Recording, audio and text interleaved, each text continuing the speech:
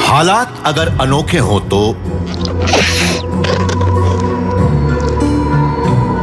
हमें हमेशा वो नहीं मिलता जिसकी हम उम्मीद करते हैं, मगर कई बार उस अनोखे हालात से भी हमें कुछ नए नजरिए मिल जाते हैं। यही वजह है कि ग्रेविटी का सच जानने के लिए फिजिसिस्ट उसकी स्टडी एक ऐसी जगह पर कर रहे हैं जहां उनके मुताबिक वो बड़ी अनोखी हरकत करती है।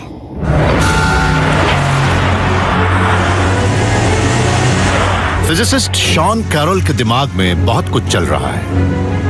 ग्रेविटी आज की तारीख में फिजिक्स की सबसे बड़ी समस्या है और वो उसका सामना सीधे सीधे कर रहे हैं। ये कहना कि ग्रेविटी बड़ा ही मुश्किल विषय है हमारे लिए चौंकाने वाली बात थी। हम बिल्कुल नई खोज कर रहे हैं और ग्रेविटी को बिल्कुल नए तरीके से देख रहे हैं। फिजिसिस्ट जानते हैं कि ग्रेविटी के बारे में नई राय बनाने के लिए कहां कोशिश की जा सकती है। वो जगह है एक ब्लैक होल।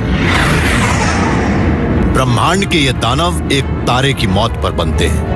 तारे का सारा मास एक ही पॉइंट पर जमा हो जाता है और उस जगह पर ग्रेविटी अपने थियोरेटिकल मैक्सिमम पर होती है।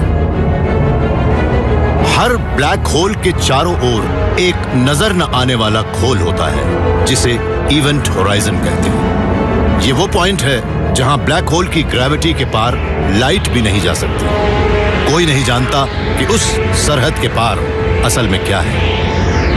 ब्रह्मांड के उस हिस्से में ग्रेविटेशनल फील्ड इतना तगड़ा होता है कि उसके पार जाकर कोई वापस नहीं आ सकता। कोई उसके अंदर जाकर खोज तो कर सकता है लेकिन वहां से कभी वापस बाहर नहीं आ सकता। थियोरेटिकल फिजिसिस्ट शॉन ने इस सवाल का जवाब ढूंढने की कोशिश की। मान लीजिए कि आप एलिस जैसे एक एस्ट्रोनॉट हैं, बहादुर कॉस्मिक एक्सप्लोरर, और आप ब्लैक होल के अंदर जाने की भी हिम्मत रखते हैं। ग्रेविटी की हमारी आज की थियोरी के अनुसार आपको पता भी नहीं लगेगा कि कब वो हद यानी इवेंट होराइजन आ गई जहां से कभी लौटा नहीं जा सकता। कुछ ऐसे अहम प्रिंसिपल भी हैं जिन्हें हमें मानना ही पड़ेगा। उनमें से एक है नो ड्रामा। उसके मुताबिक अगर आप इवेंट होराइजन के पार भी चले जाते हैं तो आपको ये तक पता नहीं लगेगा कि वो जगह ब्रह्मांड की दूसरी जगहों से अलग है। मतलब ब्लैक होल के करीब पहुंचने पर कोई ड्रामा नहीं होता। फिजिसिस्ट्स बड़े लंबे समय से मानते रहे हैं कि इवेंट होराइजन के पार जाने के बाद कोई ड्रामेटिक घटना नहीं होती, लेकिन ब्लैक होल के अंदर पहुंचते ही वहां की लगातार बढ़ती ग्रेविटेशनल इंटेंसिटी आपको एक ह्यूमन स्पैगेटी बना देती है। मगर साइंटिस्ट अब ये भी मानने लगे हैं कि शायद लंबे समय से चली आ रही ये सोच गलत है। ग्रेविटी के नियम शायद इवेंट होराइजन पर टूट जाए। उसके अंदर ग्रेविटी बिल्कुल ही अलग होती है या होती ही नहीं। फिजिसिस्ट्स ने इस कॉन्ट्रडिक्शन का अंदाजा तब लगाया जब उन्होंने ये कैलकुलेट करना शुरू किया कि एक ब्लैक होल के अंदर और उसके आसपास के पार्टिकल्स किस तरह से एक दूसरे से जुड़ते हैं, और उन्होंने उस प्रोसेस को एंटेंगलमेंट कहा। एंटेंगलमेंट के मुताबिक मान लीजिए हमारे पास दो इलेक्ट्रॉन हैं और हम ये नहीं जानते कि वो क्या कर रहा है, लेकिन अगर वो एंटेंगल्ड है तो एक को मापकर हम देख सकते हैं कि वो क्लॉकवाइज घूम रहा है, तो हम फौरन ये समझ जाएंगे कि दूसरा भी उसी तरह घूम रहा है। फिजिक्स का एक और प्रिंसिपल कहता है कि पार्टिकल हमेशा एक ही साथी के साथ जुड़ते हैं और वो किसी भी कीमत पर हमेशा एक ही पार्टनर के साथ एंटेंगल होते हैं। मगर हम ब्लैक होल से जुड़े जिस फिजिक्स को जानते हैं उससे तो यही लगता है कि इवेंट होराइजन पर पार्टिकल्स को एक से ज्यादा एंटेंगल्ड पार्टनर की जरूरत पड़ती है। मगर इस बात को कोई भी फिजिसिस्ट मानने को तैयार नहीं था।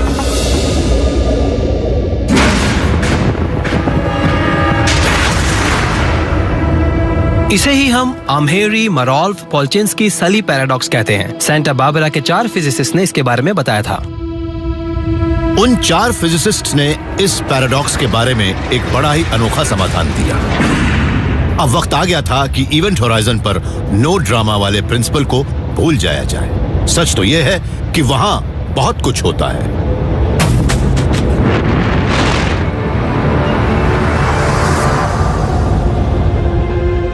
अगर कोई किसी ब्लैक होल के इवेंट होराइजन तक पहुंच जाता है तो उसे आग की एक दीवार भस्म कर देगी। ब्लैक होल आग की एक दीवार से घिरे होते हैं और वो इतनी खतरनाक होती है कि वो उसके अंदर जाने वाले पार्टिकल को भस्म कर सकती है, या वो स्पेस और टाइम के फैब्रिक को भी भस्म कर सकती है। शॉन और उनके साथी ये पता लगा रहे हैं कि ब्लैक होल की ग्रेविटेशनल फोर्स आखिर किस तरह से आग का वो घेरा बनाती है। स्टीवन हॉकिंग ने कहा था कि अगर हम क्वांटम मैकेनिक्स को भी ध्यान में रखें तो ब्लैक होल से रेडिएशन निकलता है। ऐसे में अगर हम इवेंट होराइजन तक यानी ब्लैक होल की सरहद तक जाएं, तब वहां खाली जगह में भी हमें वर्चुअल पार्टिकल घूमते मिल जाएंगे। उनमें से कुछ बाहर की ओर भागते हैं तो कुछ ब्लैक होल के अंदर ही ले जाते हैं। फिजिसिस्ट्स मानते हैं कि अगर ब्लैक होल फायरवॉल सचमुच है तो वो हॉकिंग रेडिएशन से ही बनी होगी। हमें तो यही लगता है कि वो फायरवॉल असल में हॉकिंग रेडिएशन से ही बनी है और इस बात में कोई शक नहीं है कि ब्लैक होल के करीब होने की वजह से वो बहुत ज्यादा वायलेंट और ड्रामेटिक भी होगी। अगर सचमुच वो फायरवॉल है तो इसका मतलब है कि वहाँ एक सरहद है, एक छोर है। हम अभी ये नहीं जानते कि वहाँ जाने पर क्या हो सकता है। ये भी हो सकता है कि वहाँ जो कुछ भी है वो स्पेस और टाइम हो ही नहीं। वहाँ क्वांटम मैकेनिक्स तो हो पर वो ग्रेविटी और स्पेस टाइम नहीं हो जिसकी बात आइंस्टाइन ने की थी। उस ब्लैक होल फायरवॉल के पार जाने के बाद शायद ग्रेविटी एक बिल्कुल नया रूप ले लेती है। अगर हम ये जान लें कि उसका वो रूप कैसा है, तब शायद हमें ब्रह्मांड में दूसरी जगहों पर ग्रेविटी का असली स्वभाव भी पता लग जाएगा। हम अब ब्लैक होल के उस इवेंट होराइजन को भी देखने की सोचने लगे हैं, जिसके बारे में कभी सोचा भी नहीं गया। इस एस्ट्रोनॉमर का कहना है कि ये ऐसी कोशिश कर सकते हैं। ये दुनिया का आज तक का सबसे बड़ा टेलीस्कोप भी बनाने जा रहे हैं।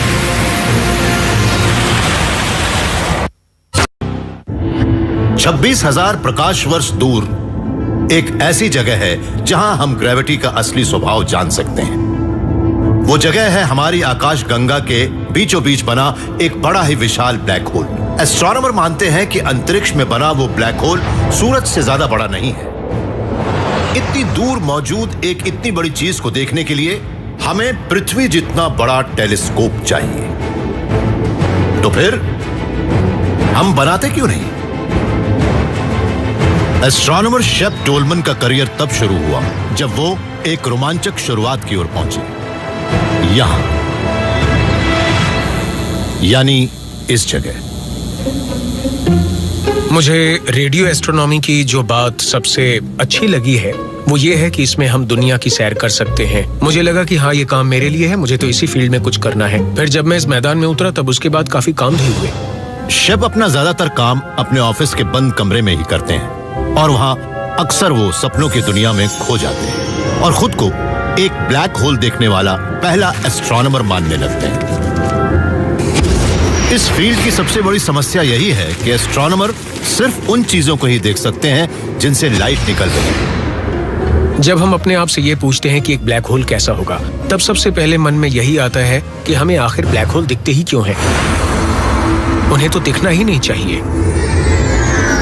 जब लाइट एक ब्लैक होल के अंदर जाती है तब वो वहां से कभी बाहर नहीं आ पाती। लेकिन एक ब्लैक होल के आसपास की सारी लाइट ही उसके अंदर नहीं जाती। थोड़ी लाइट इवेंट होराइजन की ओर भी मुड़ जाती है, जिससे ब्लैक होल की एक शैडो इमेज बनती है। उस इमेज से यह पता लगता है कि इवेंट होराइजन पर ग्रेविटी का व्यवहार कैसा होता है। लेकिन जब तक वो लाइट हमारे पास तक पहुंचती है तब तक वो सिग्नल इतना मध्यम पड़ जाता है कि उसे देखने के लिए शेप को कई हजार किलोमीटर चौड़ा एक टेलीस्कोप चाहिए। इसलिए वो उसे बनाने जा रहे हैं।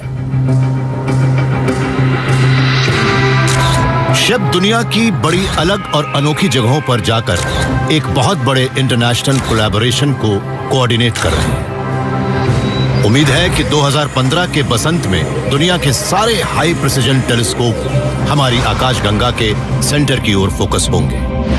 हमारी आकाशगंगा के सेंटर में एक बड़ी ही अनोखी चीज है, एक बहुत ही बड़ा ब्लैक होल।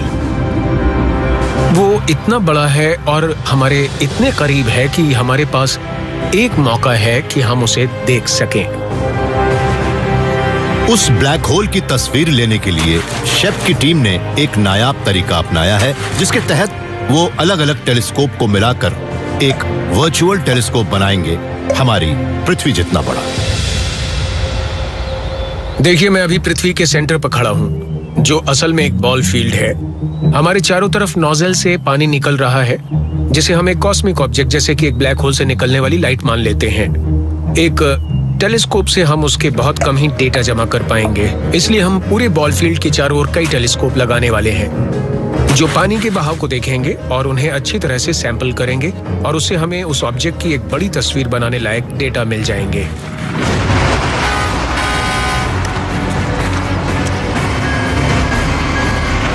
जब मैटर उस बहुत बड़े ब्लैक होल में गिरता है तब उससे अंतरिक्ष में रेडिएशन फैलता है। शेप अपने सोर्स से निकलते ही उस लाइट के आकार को रिकंस्ट्रक्ट करने की कोशिश कर रहे हैं। वो भी वैसा ही होगा जैसे इन नोजल से निकलने वाला पानी।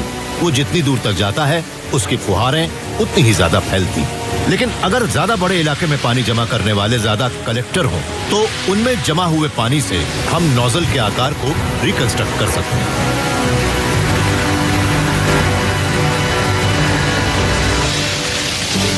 पाइप के नोजल से इंफॉर्मेशन बाहर आ रही है।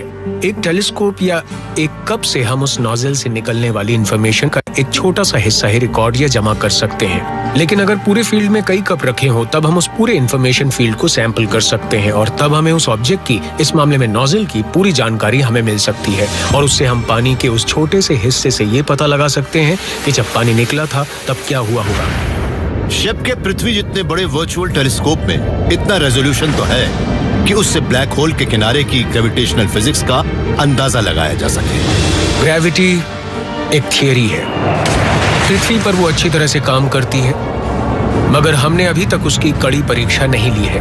हमने अभी तक ये पता नहीं लगाया है कि क्या ब्लैक होल के छोर पर भी ग्रेविटी का ऐसा ही दबदबा है। ये एक ऐसी जगह है जहां ग्रेविटी टूट सकती है, इसलिए ये बहुत जरूरी है कि हम इनको भी टेस्ट करें। इसी तरीके से हम रियलिटी के नेचर को समझ सकते हैं। इससे ही हम ये जान सकते हैं कि क्या ब्रह्मांड के बुनियादी आधार के बारे में हमारी सोच सही है।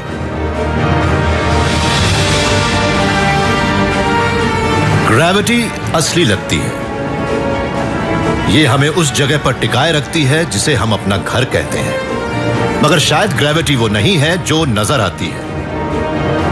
अगर ग्रेविटी सचमुच एक भ्रम है तो अब वक्त आ चुका है कि हम उन बातों पर सवाल खड़े करें जो हम अपने ब्रह्मांड के बारे में जानते हैं। जब हम उन बातों को भूल जाएंगे जिन्हें हम सही मान रहे हैं, तभी हम सच्चाई का असली स्वाद ले पाएंगे।